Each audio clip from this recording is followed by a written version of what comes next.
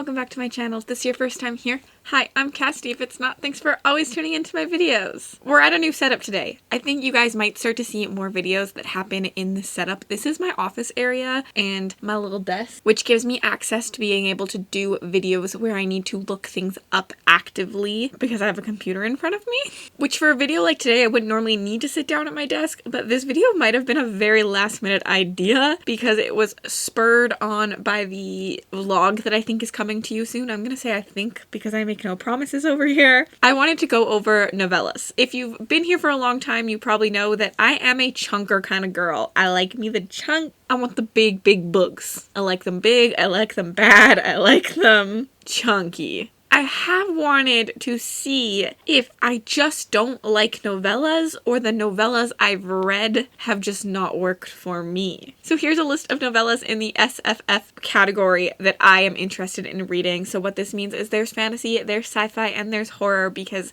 I do like horror novellas a lot more than I like fantasy novellas because I like my horror to be shorter. But there's a little bit of everything. So sit back, relax, and let's look up some good books. I think after this video too, you will see a vlog where I'm reading some of these novellas to see if I like my taste. The first one is Servant Mage by Kate Elliott, and I have heard good things about this novella. My patron Emma absolutely adores it. Mel read it and enjoyed it, but Mel did say, as with most novellas, she wanted more, which is my problem. I often wish they were full-length novels, or I feel like they just didn't need to exist, and there's no in-between. I don't really know much about this novella. I know that I hate Kate Elliott covers normally, but I like this cover, and there's a dragon on it with like a fiery orb, which just sounds, I don't know why I said sound, which just looks really cool and epic. So I'm gonna read the synopsis right here and see if I can sum it up for you guys. That's why I'm sitting at my desk, so I can read the synopsis and then tell you the synopsis because my phone is dying. Oh, interesting. Okay, so in this short novella, we are following our protagonist, who is a lamplighter, which I think is where we get that weird orb thingy from. And then a group of rebels saves her from her indentured servitude. She's a slave. And she ends up lighting their path to go save other people in the mine. But along the way, there becomes a conspiracy theory about killing the royal child and a bunch more, and things just escalate. Now, my problem is, will this escalate enough in a novella form for me? It says our main character has more than just her lamplighting skills up her sleeve. Fire Mage. Interesting. Okay, cool. This book is 164 pages. I don't really know what counts as a novella. I would say a novella is like less than 200 pages maybe. Let me know down below what your definition of a novella is. Should we Google this? Let's Google it. A short novel or long short story whose length is shorter than most novels but longer than most short stories. What makes a story a novella? How many pages are in a novella? Novellas are short novels from 17,500 to 20,000 words, usually up to about 40,000 or about 100 to 200 pages. So yeah, I would say less than 200. I've counted some short, I don't know. I feel like I counted Sour Candy as a novella, but it's only like 50 pages. So is that technically a short story?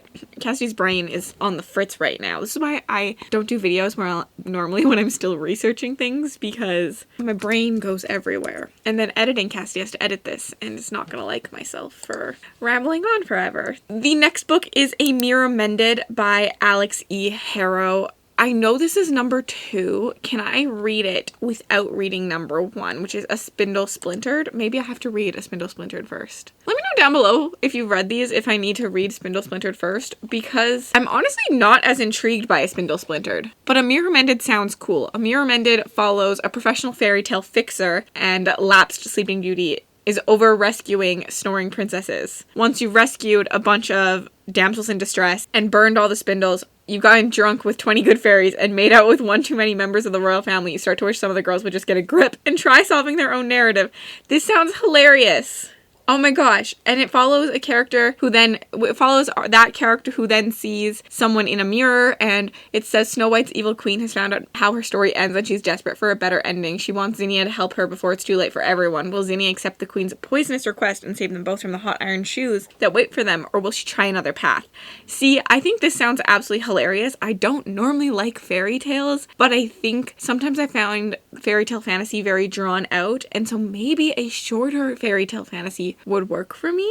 But I definitely am more interested in this than A Spindle Splintered. But should I guess it does follow the same character.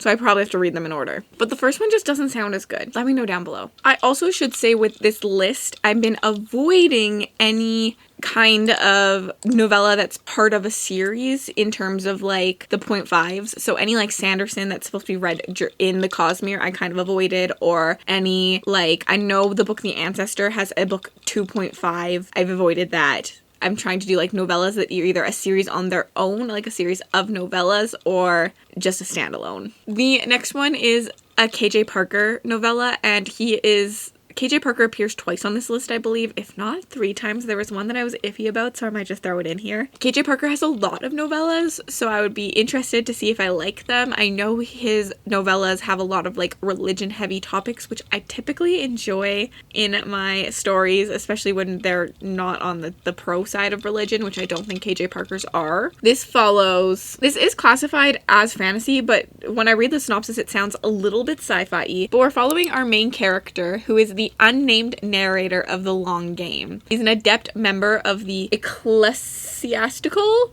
order charged, among other things, which opposing a race of immaterial demon creatures capable of possessing and controlling human minds. But complicating that is our narrator has made a cordial relationship with one of these demons.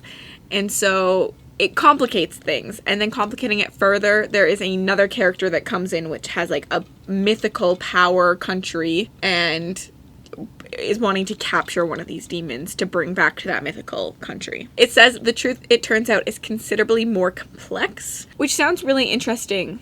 I think that this says, by the story's ends, this consistently witty account of demonic possession, hidden agendas, and ecclesiastical politics has taken us to some unexpected places and given us a glimpse of a larger story, still the long game that lies at the heart of all human history. Another thing I don't like about novellas is often they're left very like broad. They have open-ending endings because that's kind of the point of the novella often is to get you thinking about broader subjects, and sometimes I want to know everything. I don't want to have to imagine what's happening. So we'll see. This sounds like one of those ones. This is 108 pages, just so everyone knows.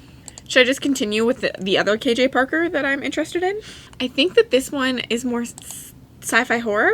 Yeah, some people put it in fantasy, but it is in horror a lot, but I am still in the fantasy area, so I'm gonna put it here. This is called Prosper's Demon. This is about our unnamed and morally questionable narrator. Seems like a theme. KJ Parker likes to unname his narrators. Is an exorcist with a great follow-through and few doubts. His methods aren't delicate, but they're undeniably effective. He'll get the demon out. He just doesn't particularly care what happens to the person.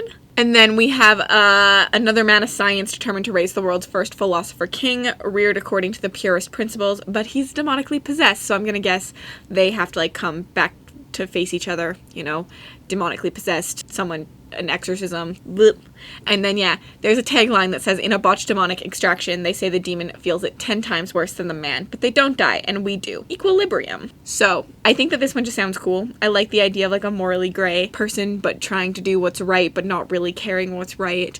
I think that KJ Parker's will make me think, and I want to try KJ Parker's full-length novels, but I figured a novella might be a good way to start. This one is 112 pages, just so everyone knows. Wait, KJ Parker is a pseudonym for Tom Holt. That means a KJ Parker would count, right? There is a our fantasy bingo board, right? That's initials, and then the hard mode is if the initials are a pseudonym. I think that's it. Am I wrong? Honestly, there's a lot of KJ Parkers that I'm really interested in. Another one by KJ Parker that I'm interested in, but I won't put technically in this video because I don't think it counts, but if you have read it or any KJ Parker and know, please let me know down below. It is the Two of Swords Volume 1, and I believe it's like 8 novellas in a bind-up, and each novella follows a different character along the story, but it's like technically a novel because it's like a big bind-up. But let me know if like they're also technically novellas. I said technically novel, technically novellas a couple times, but I hope you get what I mean. But I won't put it like officially on this list when I'm telling you about it, because if that's the case, it's interesting, and I like the idea of having like 8 novellas equaling one novel. Interesting. And now let's move into sci-fi. Honestly, there's not a lot of fantasy novellas that I'm interested in reading, because they just scare me so much. But if you know any good ones, put them down below. I'd love recommendations to add to this. But there are some sci-fi and some horrors that I'm really, really interested in. Let's move on to sci-fi, which I should say the number one sci-fi is normally Murderbot. I have read Murderbot number 1. I didn't overly love it. It was an okay read. It was a 3-star. I didn't get anything like too much out of it, but it was a fun read. My next one that I'm interested in is Annihilation by Jeff Vandermeer. I know nothing about this. I know that Area X has been cut off from the rest of the world for decades and nature has reclaimed it. There's been a bunch of expeditions that always end in death for everyone.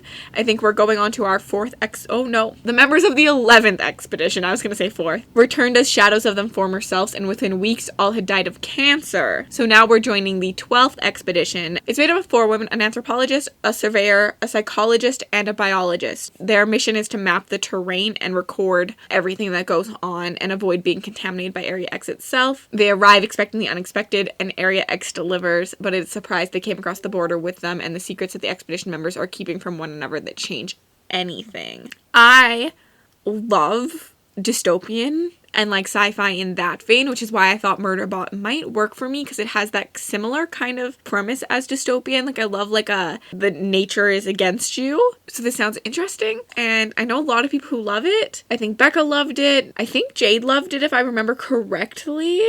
Ashley enjoyed it. I know Mel only rated 3 stars according to Goodreads that I'm looking at right now, which is scary, but I'm very intrigued by it. Probably the novella that started all of this, which I'm going to put into sci-fi, but most of you would probably call it a horror, but after reading Into the Drowning Deep, I think it's a sci-fi. So Rolling in the Deep, which is technically a 0.5, so I guess I should avoid it on this list because I said I was going to, but I make up my own rules on this channel, so it's here. Rolling in the Deep is Mira Grant and is technically a prequel novella to Into the Drowning Deep, which is a standalone, and I haven't read Rolling in the Deep. I think you can read them separately, which is why I'm putting it on here, okay? And I believe that Rolling in the Deep follows the ship that is talked about in Into the Drowning Deep and the killer mermaids destroying that ship. And I loved Into the Drowning Deep. I read it earlier this month for the underwater horror vlog, and I wanted the vibes again. So here we go. I am reading it. I am putting it in here because it is one that I'm really excited about and I think I'm going to love, and I hope it's going to be one of those ones where, like, because I liked the novel, I wonder if I want the novella to be longer, or will the novella just like really work for me for that added knowledge that you gain. Sorry, my Discord is beeping like crazy. Another sci-fi fantasy, it kind of borders both. It probably should have gone in fantasy, is Ring Shout by, or it's a horror too. I don't know. A lot of these are just horror-ish. I find like horrors really work to be novella, so a lot of them are horror. Is Ring Shout by P. Deli Clark. This is if the Ku Klux Klan was demons, which sounds just cool, and I know nothing else besides that. Just says, in America, demons wear white hoods. And I was just sold from there, and I think that Gavin and Books and Lala both loved Ring Shout, I believe. Let me scroll before Kayla read it for a BookTuber 2021 favorites vlog. I remember reading this, and she gave it 5 stars because Gavin gave it 5 stars, and I'm just really interested. It just sounds really cool. Also, it's 185 pages. I've honestly probably only said page count for a certain amount of these, and I'm sorry, but it's just how we're rolling. And another sci-fi is River, I think Sci-Fi would class it as, is River of Teeth. In the early 20th century, the United States government concocted a plan to import hippopotamuses into the marshlands of Louisiana to be bred and slaughtered as an alternative meat source. This is true. Other true things about hippos: they are savage, they are fast, and their jaws can snap a man in two. This was a terrible plan. Contained within this volume is an 1890s America that might have been a bayou overrun by feral hippos and mercenary hippo wranglers from around the globe. It is the story of the Winslow Houndtooth and his crew. It's the story of their fortunes. It's the story of his revenge. I do actually believe that this is based on an idea that the American government actually had but never went through, and they turned it into a horror book, which sounds really cool. This is by Sarah Gailey and is 114 pages. Okay, now let's go into the horror section. And I have the most horror novellas because, as I said, I actually like horror novellas. So it was easier for me to find ones that I was interested in. And most of these horror novellas I know absolutely nothing about, so I'm very, very sorry about that. The first one on my list is Cirque Berserk. Everyone and anyone has been telling me to read this. It's a slasher that happens in the summer of 1989. There is a massacre in the town of Shadows Creek, Florida, at a local carnival called Cirque Berserk. And like all of the horror books I read, like horror, dark romance, always end up being carnivals, because carnivals are freaking creepy. I hate clowns. Carnivals, like literally like a haunted house, perfect place for a killing. So I'm already like spooked by that. So there's a bunch of kids that go on a murdering spree, and then they disappeared and no one knows where they went, and 30 years later I think things start to happen again. This is part of the Rewind or Die series, which is imagine your local movie rental store back in 70s, 80s, and 90s. Remember all those fantastic covers? Remember taking those movies home and watching in awe as the stories unfolded in nasty rainbows of gore? Remember the atmosphere and textures? Remember the blood? And I think that's like the idea of this series of novellas, but this is the fourth one, but I have been told you can read out of order. They don't like connect. I think it's more like a Goosebumps style where like there's a bunch of different ones. This is 172 pages. I do know this one is on KU. Should we just continue in the frame of slashers? Because I love slashers. So there are a couple slashers on here that I want to read. The next one is Bloodlust by Catherine Sharp. This is there is a serial killer running rampant on the streets of Los Angeles, torturing and killing young women on a whim. Nick Ryan, a former Navy SEAL, is tasked with finding this madman before another woman loses her life. In the hunt for the elusive killer, he crosses paths with a flight attendant, Claire Hunt.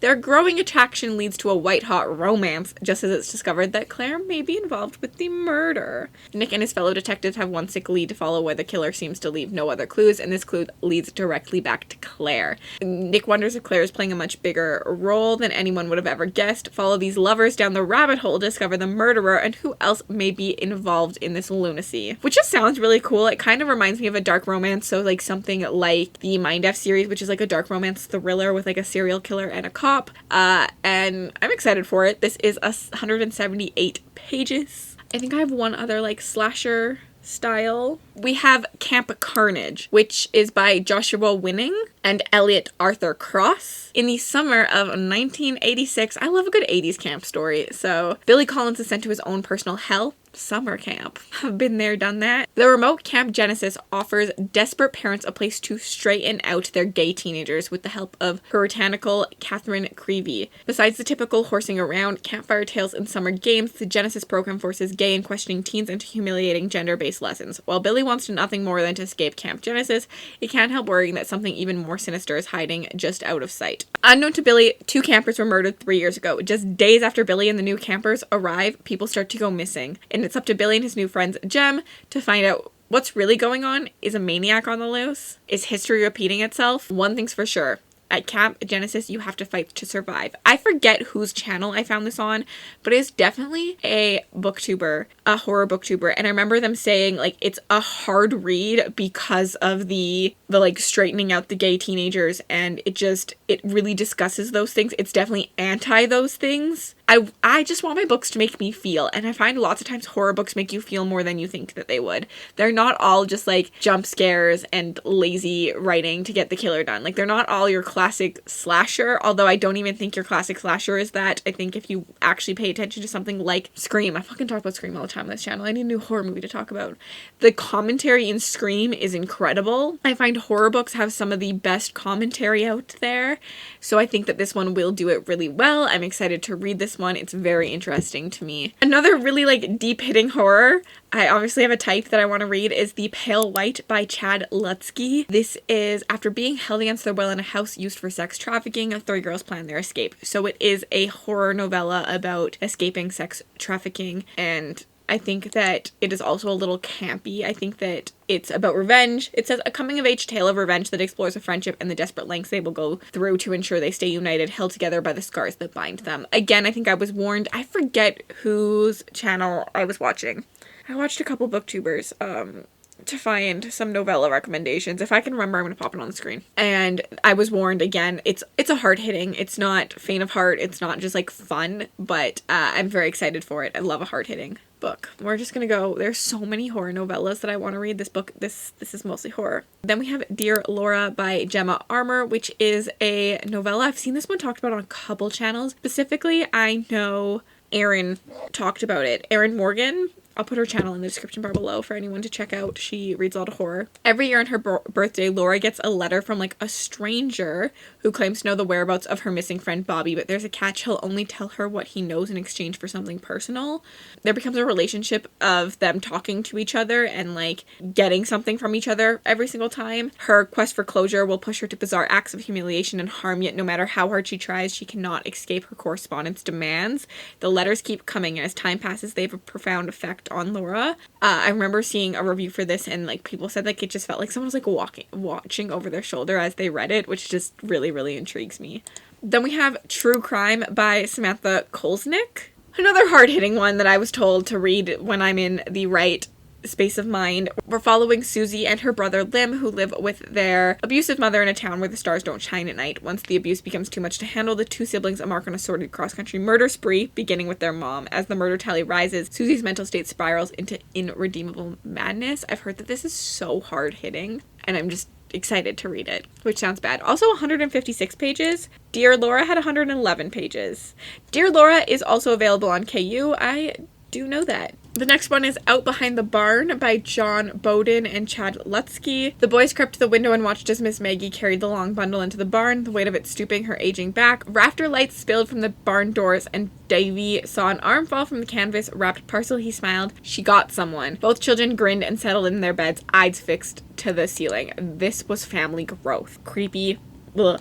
This one's only 125 pages. I know obviously nothing, but I just read that to you, and just like, it just gives me a sinister feeling of like toxic things that happened. And Chad Lutsky is another author I think that has a bunch of novellas and short stories.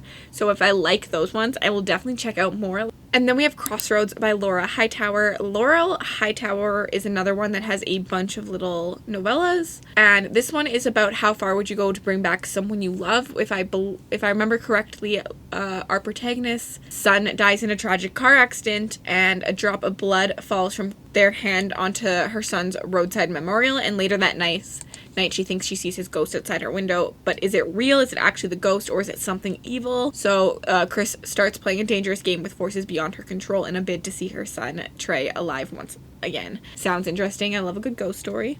But I know there's another one by Laurel Hightower called Below, which is like... And then the last one I think could probably be a short story, which is The Visitor by Sergio Gomez. This is a winter horror novella short story, so I think it might be perfect for Christmas time. On Christmas, during one of the worst snowstorms Indiana has ever seen, 5 strangers are forced to take shelter inside of a roadside diner. As night progresses, the snowfall shows no sign of relenting, but the worst has nothing to do with the weather and everything to do with the 6th visitor coming to dinner. The jolliest time of the year quickly turns bloody as the diners find themselves fighting for their lives. This Christmas won't just be white. It'll be red too, which sounds super intriguing. And yeah, I don't know. Horror Christmas sounds right up my alley as someone who is the Grinch. Anyways, those are all the books I have for this list currently for novellas I want to try. Thank you so much for watching along. Let me know if any of these interest you, if you have any recommendations for me.